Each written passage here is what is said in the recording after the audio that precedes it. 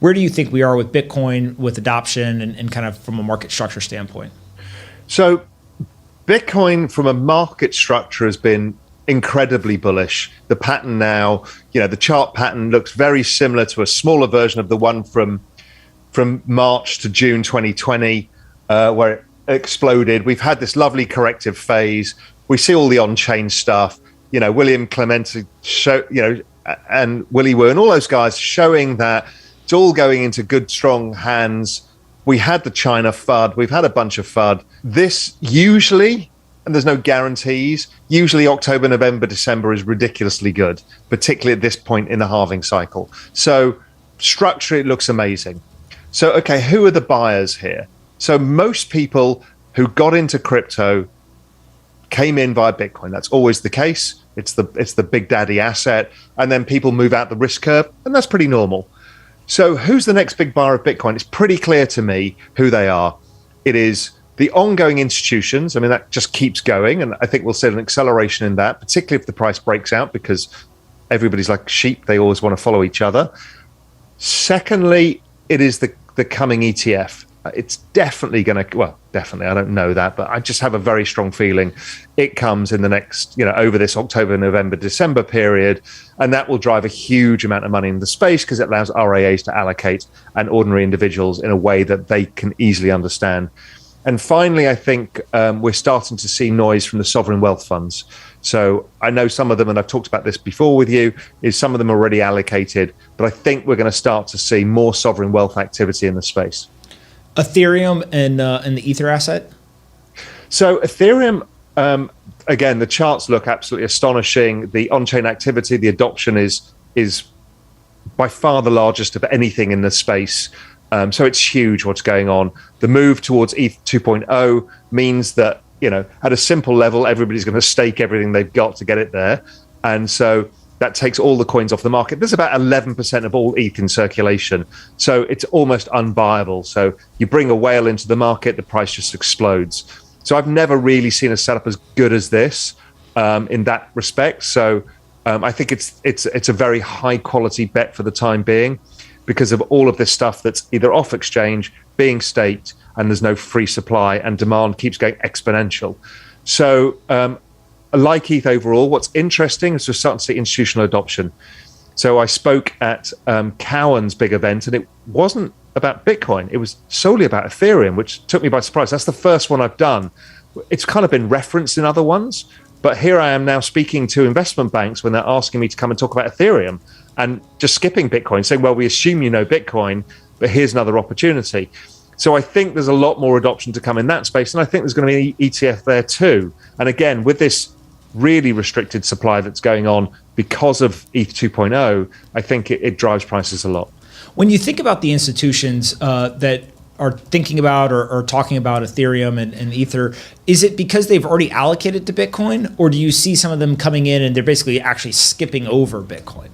I think there are some that are skipping over Bitcoin because they get their head around it in a different way, because they think of it as a way of playing the entire technology of the space. It's hard for many of these institutions to stomach the narrative, the Bitcoin narrative of a store of value, that central banks are destroying the world, and a lot of this stuff, because that kind of goes against a bit of their business model.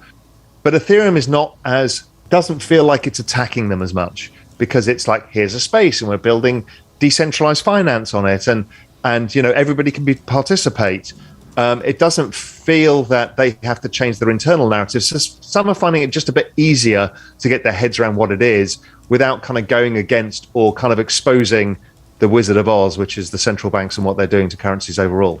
We need a Bitcoin price prediction by end of year, and I need an Ethereum price prediction by end of year. What do you got for us? I was doing some work on this on the weekend for Global Macro Investor. I'm kind of a little bit overly bullish right now. And I think the cycle, well, no, because that's not fair, because I was looking at the cycle itself. I think Bitcoin somewhere north of 200 and ETH closer to 15K. But I think we finished the cycle with Bitcoin close to 400 and ETH closer to 40,000. All right. So you think by end of year, we've got Bitcoin 200K or so. We've got ETH at 15K. You think end of cycle, which in your opinion, it sounds like kind of February, March of next year. Something like that, yeah. Bitcoin's 400,000 and ETH is 40,000. Yeah. There's a lot of people watching who hope you're right. I bloody hope so too. It's not like I haven't backed my own bet. So my money's where my mouth is. Now, we don't know how the cycle's going to play out now. What's going to happen in the, in the bear market? When does that come? Does it come in the same structure? I do think it probably decouples to a certain extent because I think the adoption is going to be really quite big. So that lowers, as a network gets more adopted, the volatility lowers. So I think we're going to see that this time around, and it will decouple. I also think the cycle goes on longer just because of two key factors. One is ETH 2.0 will probably be, I think, the end of the cycle because everybody will, once it unlocks, people will sell some of their ETH that they put in for the staking. I think that's a pretty common thing to do. That happens probably around tax season as well, so people realize gains. And then in addition, I think the ETF will have come out at that point, and a lot of the pent-up demand will be in. And then we'll have to deal with a bunch of people who don't yet realize how to deal with the 70, 80 vol asset. It's, and you've spent a long time doing this. We all have, is to teach people how to hold, how in a network adoption effect model, you will get volatility, but is more than compensated by price if your time horizon is long enough. And we're going to have to teach all of these RIAs this because they're all going to panic out. So, there's a lot of work for us all to do to get people to understand how to deal with high vol assets and what it means as well, what it could mean if they do hold on. I've got two of my brothers here with me, and they got a couple of questions as well. What do you guys got? Hey, Raoul, thanks for doing this. I appreciate you coming on. So my question would be just kind of around the total market cap of all crypto assets and cryptocurrencies. So we're at around 2 trillion today. If we were to kind of fast forward 5, 10, 15 years from now, where do you think this number can go and kind of how do you get there? So I think it goes very interesting. I've just got a chart of adoption of the internet, and crypto maps it beautifully, except the internet was growing at 63% a year when it had 150 million users, which crypto has now. So it was growing at 63% a year. Crypto's growing at 113%. So this is double the adoption rate of the fastest adoption of technology in all recorded history. So we've never seen anything like this. Extrapolate the maths, you get out to 1 billion people by 2024. So this is going to happen really, really fast. By the end of the decade, you're probably at 3.5, 4 billion people, so most of the world. So what does that mean for asset prices? Well, almost all the major asset classes, whether it's equities, bonds, real estate, they're all kind of in the 150 to $300 trillion range. Now, we kind of know that most of those assets are going to go on the blockchain anyway, but let's ignore that. To put this where I think it's going, it's currently 2 trillion. I think a roughly fair value to fit in with the other asset classes is 200 trillion. So it's 100x. We've never had an asset do 100x of that kind of magnitude in all recorded history. I mean, we've never seen it before. None of us have lived through this.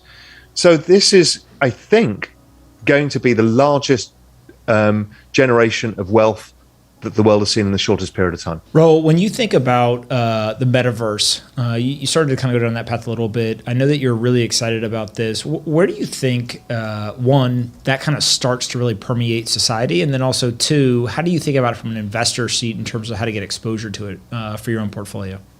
I think if it's the ongoing process, the fact that you and I, and me seeing you, I mean, I have drinks with friends on Zoom.